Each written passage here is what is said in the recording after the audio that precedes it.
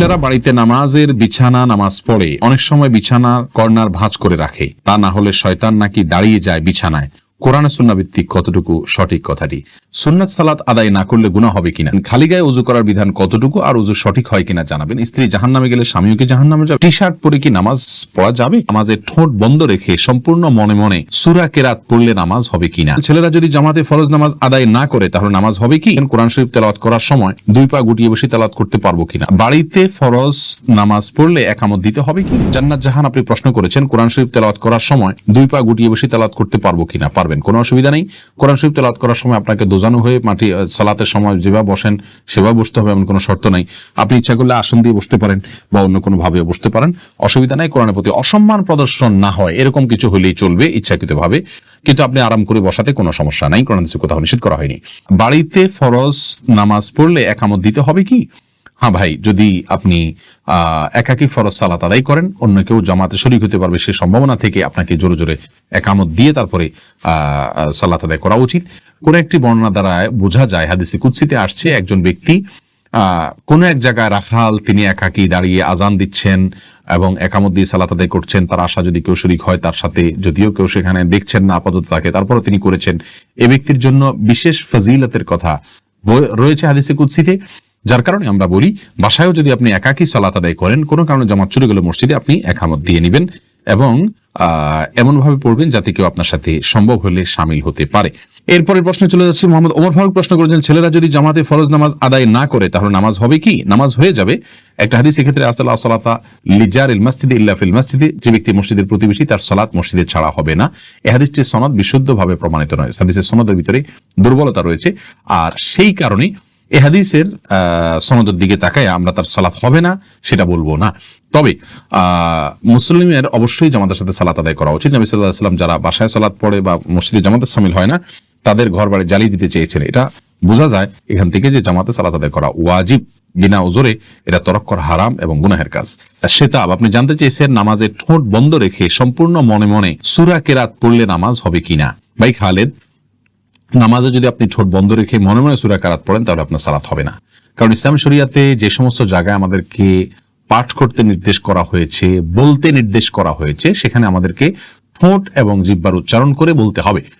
ঠোঁটের যদি ব্যবহার না হয়, জিহ্বার যদি ব্যবহার না হয়, তাহলে সেটাকে বলা হয় না, ওইটাকে বলা হয় মনে মনে কল্পনা জল্পনা করা। আপনাকে বলতে বলা হয়েছে, সূরা পড়তে বলা হয়েছে, আর এই পড়াটা হবে মুখ এবং ঠোঁট নড়লে।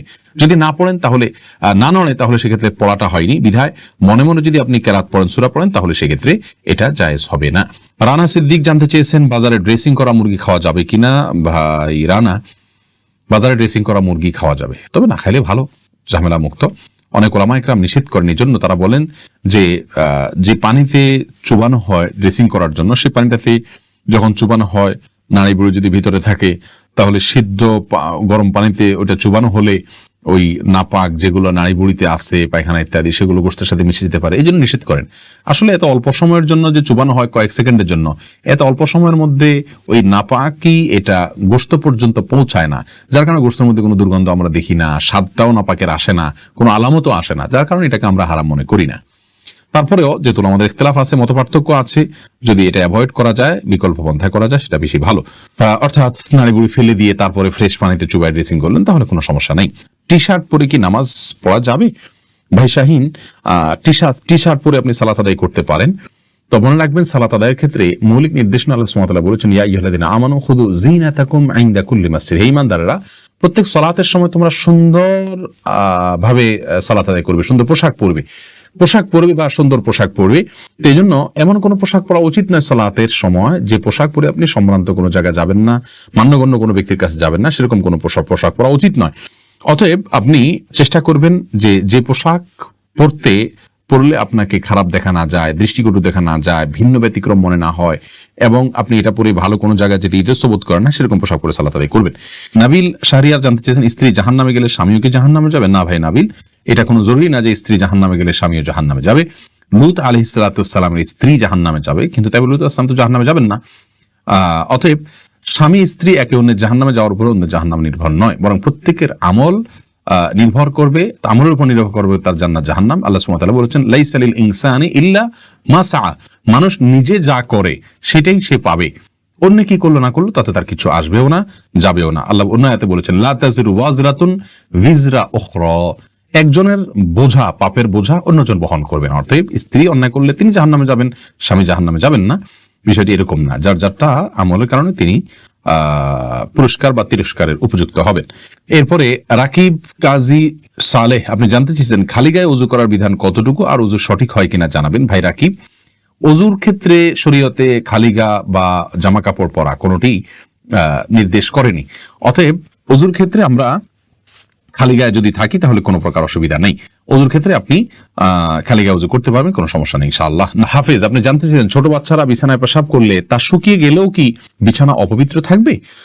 ছোট বাচ্চারা যদি বিছানা পেশাব করে, এক্ষেত্রে মনে রাখতে হবে ছেলে বাচ্চা যদি হয় তাদের পেশাবের ক্ষেত্রে কিছুটা ছাড় রয়েছে। ছেলে বাচ্চা যদি হয় আর সে যদি মায়ের দুধের উপরে সম্পূর্ণ নির্ভরশীল থাকে এবং তার মধ্যে যদি অন্য কোনো কিছু যদি সে না খায়, বাইরের কোনো কিছু খাদ্য হিসাবে সে গ্রহণ না করে, তাহলে সেক্ষেত্রে এই বাচ্চার পেশাবের উপরে শুধুমাত্র পানি ছেটা দিয়ে দিলে সেটা পাক হয়ে যাবে।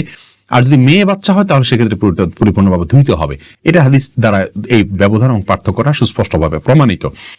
এখানে কেউ যদি বলেন যে মেয়েদের পেশাবের ক্ষেত্রে এই তারতম্য কেন করা হয়েছে, মেয়েদের প্রতি বৈষম্য কিনা, আমরা বলবো না।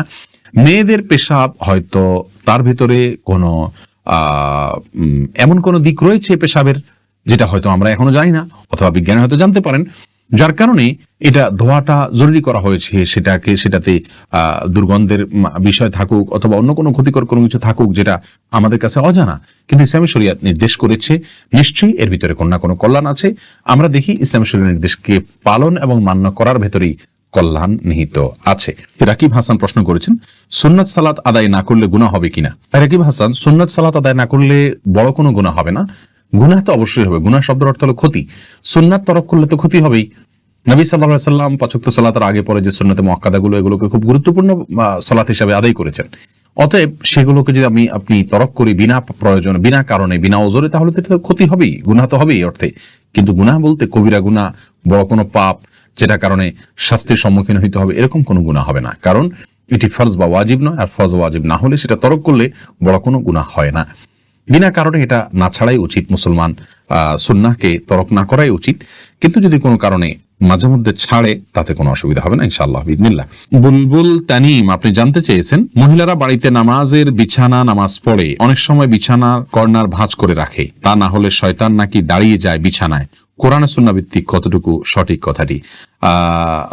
ভাই বুলবুল, বাড়িতে নামাজের বিছানা নামাজ পড়ার সময় কর্নার ভাঁজ করে রাখা, শয়তান দাঁড়াবে সেই ভয়ে, এটা কুসংস্কার। এর সাথে ইসলামী শরিয়ার কোনো সম্পর্ক নাই। কোরআন হাদিসে কোথাও বলা হয়নি যে কেউ সালাতের জন্য দাঁড়ালে তার জানামাজটা যদি বড় হয় তার কোনায় শয়তান দাঁড়াবে, এরকম কোনো কথা নেই। জামাতবদ্ধ সালাতে পুরুষরা যখন পাশাপাশি দাঁড়িয়ে সালাত আদায় করবেন তখন কাতারের মধ্যখানে যদি ফাঁকা থাকে সেখানে শয়তান দাঁড়ায়, এটা হাদিস দ্বারা বোঝা যায়। এজন্য মানে নির্দেশ করা হয় ওয়ালা তাদাউল ফুরুজাত লিশায়াতিন, অর্থাৎ শয়তানের জন্য কোনো মাঝখানে ফাঁকা জায়গা রাখবে না। কিন্তু জায়নামাজের বা মুসাল্লার কোনা কানসিতে শয়তান দাঁড়ায় এরকম কোনো কথা ইসলামী শরিয়ার কোথাও নাই, কোরআন হাদিসের কোথাও বলা হয়নি, বিধায় এটি ভিত্তিহীন কথা। ইউটিউব চ্যানেল সাবস্ক্রাইব করতে ভুলবেন না।